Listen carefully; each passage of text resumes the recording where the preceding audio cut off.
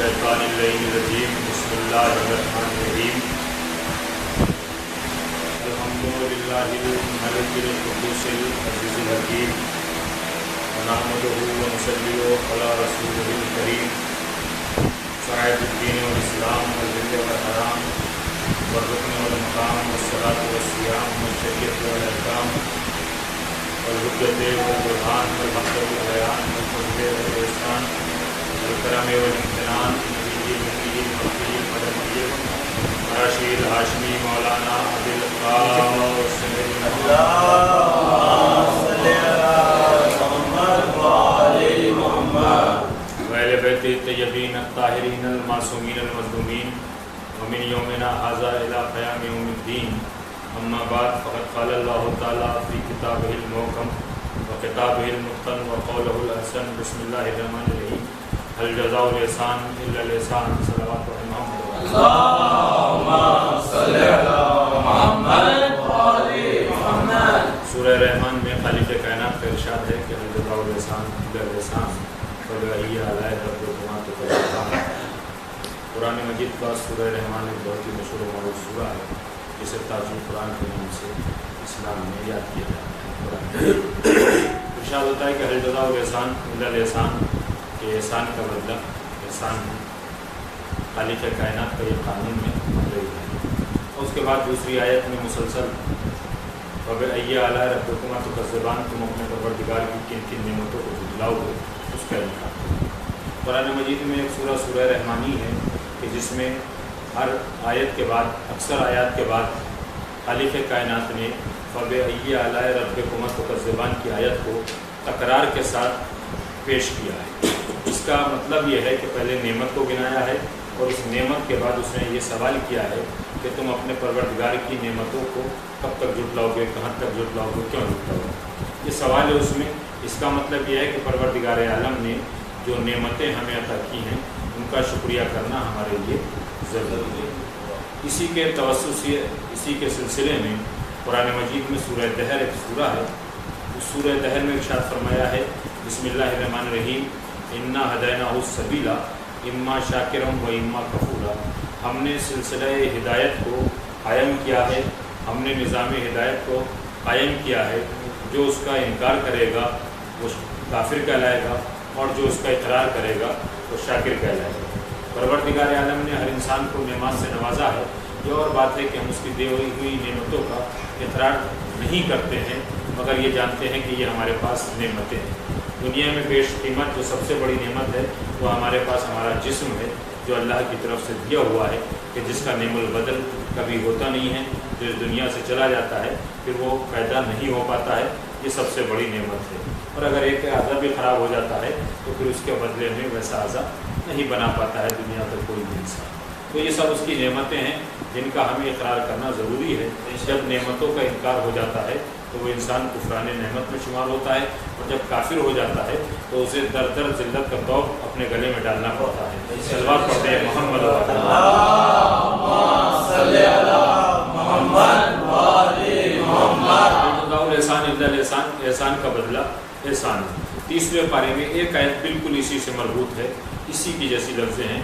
لوگ پوچھتے ہیں، سوال کرتے ہیں، معصومین کے پاس آئے کہ احسان کسے کہتے ہیں، احسان کتنا بڑا ہونا چاہیے، احسان کی کیا قدر ہے، احسان کی کیا ویلیو ہے، احسان کی کیا منزلت ہے۔ تو معصوم نے نہیں بلکہ اللہ نے قرآن مجید کے اندر معصوم کی حدیث کے علاوہ قرآن مجید کی آیت وہ ہے کہ جس کے بعد پھر دوسری ثبوت اور دلیل کی ضرورت نہیں ہے۔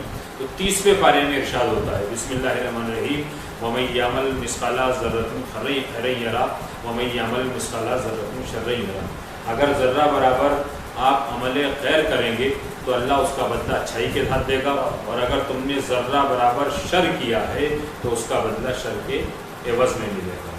اور قرآن مجید کے اندر ایک ایک قانون لکھا ہوا ہے، یہ اور بات ہے کہ ہم تک پہنچنے میں دیر لگتا ہے، اور جب تک ہم تک نہیں پہنچا ہے اس کی معافی ہو سکتی ہے، لیکن جو چیز ہم تک پہنچ گئی اور اس پر ہم چل نہیں رہے ہیں تو پھر ہم عذاب کے مرتکب ٹھہریں گے۔ اللہ کی نعمتوں کا انکار کر رہے ہیں، کفران نعمت میں ہم شامل ہو جائیں گے۔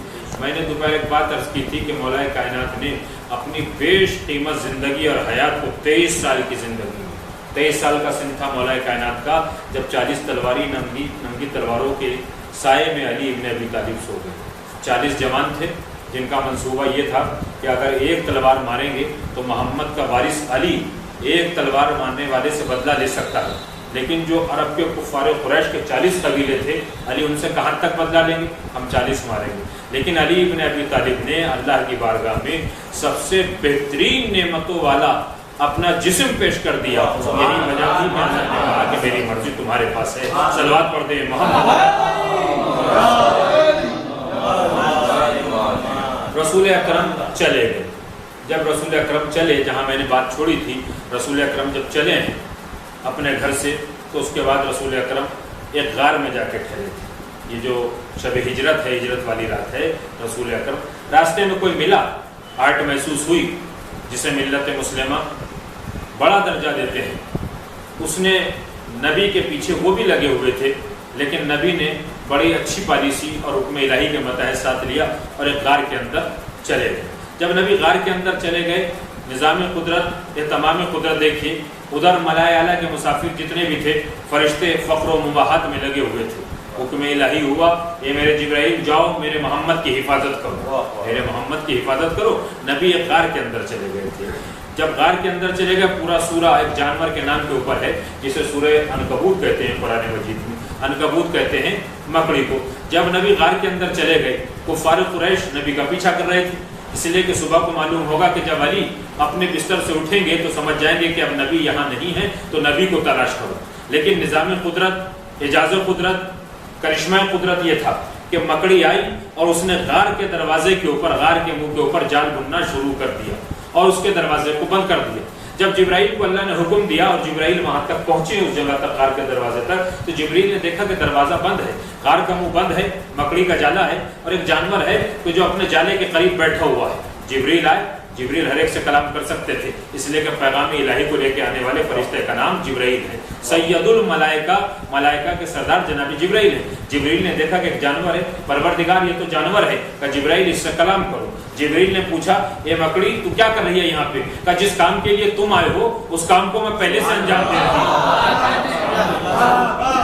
پہلے سے انجام دے رہی ہوں۔ سورہ عنکبوت ہے، سورہ عنکبوت 23ویں پارے میں ایک آیت ہے، بسم اللہ الرحمن الرحیم، انا اوہن البیوت لبیت العنکبوت۔ کائنات، جو قرآن مجید کی آیت ہے، انا اوہن البیوت لبیت العنکبوت۔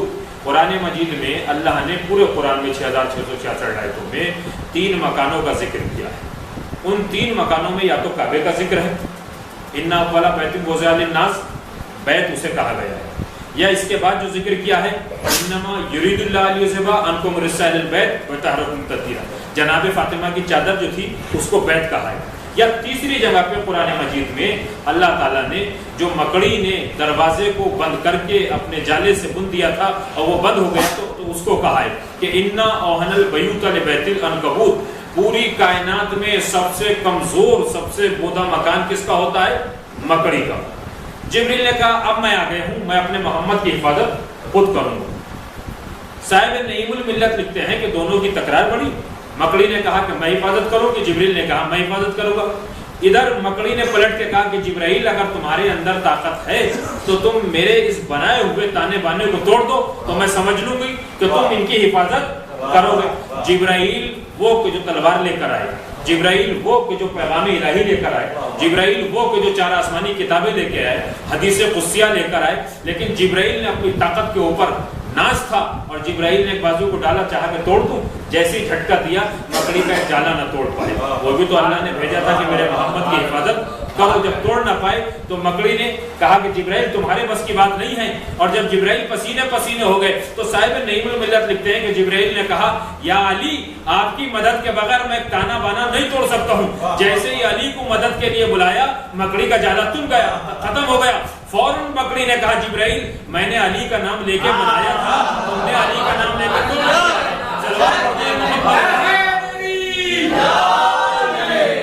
میں نے اسی کا نام لے کے بنایا۔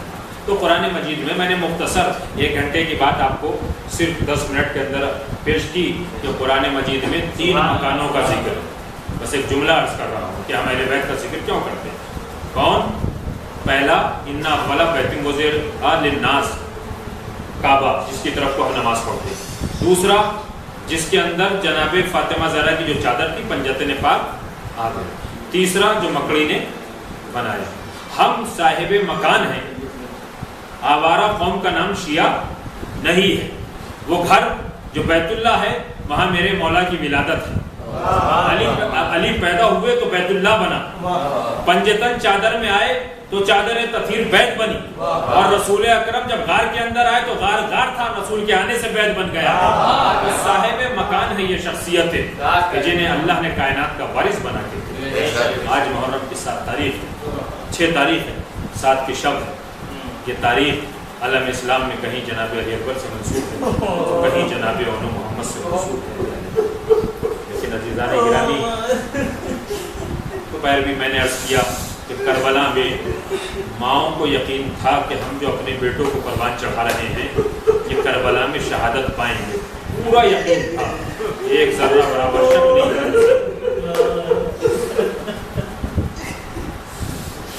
28 رجب کو جب یہ قافلہ چلا ہے تو اس سے پہلے جناب زینب, چند دن پہلے جب یقین ہو گیا, سوال بیعت سامنے آیا امام حسین کے, تو جناب زینب بڑی ملول طریقے سے رہنے لگی, پسمردہ رہنے لگی.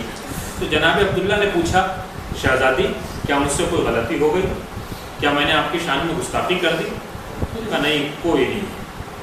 عبداللہ میں اس وجہ سے پریشان ہوں کہ اب میرا ماجایا حسین مدینے سے سفر کرے گا. میری ماں کی وصیت تھی کہ زینب حسین کا ساتھ نہ چھوڑنا, میرے پاپا کی وصیت تھی کہ حسین کا ساتھ نہ چھوڑنا. عبداللہ میں تمہاری شریک حیات ہوں, لیکن مجھے ایسا محسوس ہوتا ہے کہ شاید تم مجھے حسین کے ساتھ نہیں جانے دو. عبداللہ نے کہا نہیں شہزادی زینب, میں کیسے روک سکتا ہوں تمہیں حسین ابن علی کے ساتھ جانے سے, وہ آقا حسین ہیں. جناب زینب کو یقین ہو گیا اور جناب زینب کو اجازت ملی جناب عبداللہ سے. اب بہن اور بھائی کربلا کی تعمیر کے لیے چلے. جناب عبداللہ نے اپنی 2 امانتیں جناب زینب کے حوالے کی. زینب جب حسین پہ وقت پڑے تو علی اکبر سے پہلے اونو محمد کو قربان کر.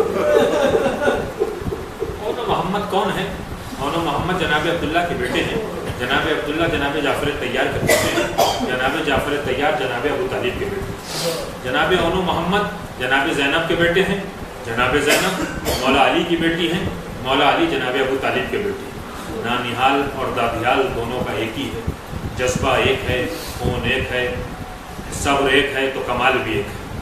جب یہ قافلہ کربلا میں پہنچ گیا اور 10ویں محرم کی صبح نمودار ہوئی ہے تو جناب اونو محمد والد مادر گرامی کے پاس جاتے اور سر جھکا کے بیٹھ جاتے تھے. تو ماں پوچھتی تھی کہ میرے لال کیا تم راضی ہو کہ تم اپنی قربانیاں پیش کرو گے؟ تو جناب اونو محمد کہتے تھے کہ مادر گرامی ہم بار بار اپنے ماموں سے اجازت طلب کرتے ہیں لیکن ماموں جان اجازت نہیں دیتے. جان اجازت نہیں دیتے. کیسا جذبہ شہادت تھا جناب اونو محمد کو کہ بار بار اس نے جہاد مانگا کرتے تھے مگر پھر بھی اس نے جہاد نہیں ملا کرتا تھا. 11 اور 13 برس کی سن لکھی ہے تاریخ نے دونوں بچوں کی. اور ایک وقت وہ آیا کہ شہادتوں کا بازار گرم ہوا, لاشوں پہ لاشیں آنا شروع ہوئی. جناب اونو محمد نے کہا امو جان اب اجازت دے دیجئے, مامو جان اب اجازت دے دیجئے, سینہ تنگی کر رہا ہے. ایک مرتبہ آقا حسین نے دونوں کو سینے سے لگایا, پیار کیا اور کہا کہ جاؤ اپنی ماں زینب سے جا کے اجازت طلب کرو, تمہاری ماں اجازت دے گی تو میں تمہیں اجازت دے دوں گا. اونو محمد آئے, ماں کے زانوں کے اوپر سر لگ کے لیٹ گئے. کہا میرے لال کیا بات ہے کہ اماں ہم بار بار اپنے بابا سے کہتے ہیں اجازت دے دو, بابا اجازت نہیں دیتے ہیں, لیکن جب زیادہ اصرار بڑھا تو بابا نے کہا ہے کہ جاؤ اپنی پالنے والی ماں زینب سے اجازت لے کے آ جاؤ, اماں آپ کی اجازت کے بغیر مامو جان اجازت نہیں دیں گے. جناب زینب نے سر کے اوپر چادر رکھی, اپنے خیمے سے نکلی, امام حسین کے خیمے کی طرف بڑھی. حسین ابن علی کو آہٹ محسوس ہوئی کہ میری بہن زینب اپنا خیمہ چھوڑ چکی ہے. حسین خیمے کی طرف بڑھے, جیسے ہی خیمے میں آئے تو دیکھا کہ زینب کھڑی ہوئی ہے, دونوں بیٹے سامنے کھڑے ہوئے ہیں. ایک مرتبہ آواز دی, حسین میں چاہتی ہوں کہ میرے بیٹوں کو اس نے جہاد مل جائے تاکہ جعفر طیار کی یاد کربلا کے میدان میں جا کے میرے بچے دکھا دے. حسین ابن علی کی آنکھوں سے آنسو جاری ہوئے. حسین ابن علی نے اجازت دی. اون کو ایک گھوڑے کے اوپر, محمد کو دوسرے گھوڑے کے اوپر سوار کیا گیا. دونوں بچے چلے. دونوں کو وراثت میں بہادری ملی تھی، اس لیے کہ جعفر طیار کے پوتے تھے، علی بن ابی طالب کے نواسے تھے۔ بڑی قیامت کی جنگ میدان میں جا کے کرنا شروع کی ہے۔ میمنہ کو میسرہ پہ پلٹ دیا، میسرہ کو قلب لشکر پہ پلٹ گیا۔ حسین کا دل خوش ہو رہا ہے۔ جب حسین کا دل خوش ہوتا ہے تو زینب تک احساس چلا جاتا ہے کہ زینب کے بیٹے بلا کی جنگ کر رہے ہیں۔ ایک مرتبہ چاروں طرف سے فوجوں نے گھیرنا شروع کیا، ادھر تیروں کی بارش شروع ہوئی، ادھر اونو محمد زین سے زمین کی طرف آئے، ادھر اونو محمد زین سے زمین کی طرف آئے ہیں۔ ایک مرتبہ آواز دی، امو جان آخری سلام آپ کے اوپر۔ شہزادی زینب کی طرف، جناب زینب کی طرف، امام حسین نے کہا میلال علی اکبر جاؤ، اپنی پھوپھی کے پاس قریب جاؤ جلدی، اس لیے کہ اونو محمد زین سے زمین پر آ گئے۔ حسین ذوالجناح کے اوپر سوار ہوئے، مقتل کی طرف ہوئے ہیں۔ جیسے ہی مقتل کی طرف آئے، دونوں بچے کی لاشیں پڑے ہوئے تھے۔ زیادہ گرامی حسین قریب آئے۔ صاحب قرۃ العلماء لکھتے ہیں کہ امام حسین نے دیکھا کہ اونو محمد کے لب ہلے، دونوں بچوں کے لب ہلے، زخمی ہیں۔ امام حسین نے اپنے کان کو بڑھایا تو اونو محمد کہہ رہے تھے کہ مامو جان امی سے جا کے کہہ دینا، اماں سے جا کے کہہ دینا کہ دریا کے کنارے تو گئے ہیں مگر ہم نے پانی تک نہیں پیا ہے، دونوں پیاسے ہیں۔ محمد کے جنازے کو اٹھایا، لے کر چلے۔ شہزادی زینب نے آسمان کی طرف ہاتھوں کو بلند کیا، آواز بلند کی، پروردگار تیرا لاکھ لاکھ شکر ہے کہ تو نے میری قربانیوں کو قبول کر لیا۔ کیا جذبہ ایمانی تھا جناب زینب کا۔ ایک ہی جملہ آپ کی خدمت میں عرض کرنا ہے کہ جناب زینب کی کتنی خوشی تھی کہ میرے بیٹے حسین کے اوپر شہید ہو جائے۔ جب 11 محرم کو یہ قافلہ چلا ہے اور شہیدوں کی لاشوں کے اوپر ایک ایک بی بی نے اپنے آپ کو گرا دیا اور سب نے ماتم کیا ہے، تو حمید ابن مسلم کہتا ہے کہ میں نے 2 میتیں ایسی دیکھی جس پر کوئی رونے والا نہیں تھا۔ میں سیدہ سجاد کے قریب گیا، میں نے پوچھا کہ سب پہ ماتم کرنے والے یہ کون ہے جس پر رونے والا نہیں